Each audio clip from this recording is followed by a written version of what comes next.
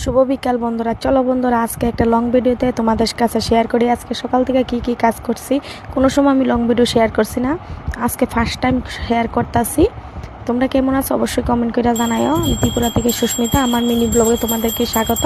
দেখো সকালবেলা ঘুমোতেটা সব কাজ কমপ্লিট করে সেটা স্নান করে আই পড়ছি।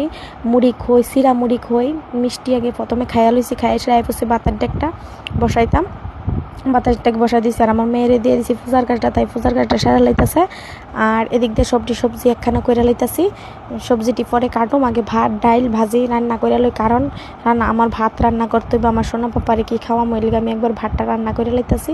নিয়মে কিন্তু ভাত রান্না করে না অনেকে, দুপুর থেকে দুপুরে ভাত রান্না করে, কিন্তু আমি সকালবেলায় রান্না করে দিচ্ছি, কারণ আমার সোনা পাপা খাইতে হইব ওই লেগা। সোনা পাপা খাইবো মানে কি আমরাও তো খামু, ঠিক না? আমি কিন্তু দুইবার রান্না করুম না, একবার রান্না করে লেছি। আর এদিক দিয়ে তাই পূজা ফালি দিয়ে দই মিষ্টি চিরা মুড়ি খই এসব খাই আয়া বসছে। আর দেখো এদিক দিয়ে সয়ের বিচিটি ভাজও মিলে একসাথে করতেছি।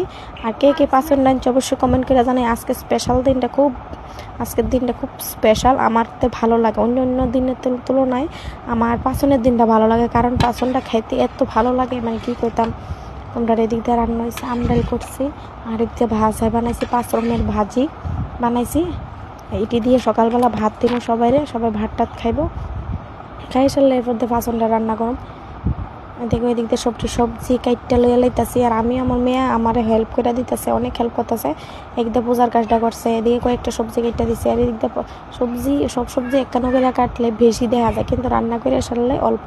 দেখো আমার রান্না কমপ্লিট। তোমরা কি রান্না করছো? এটা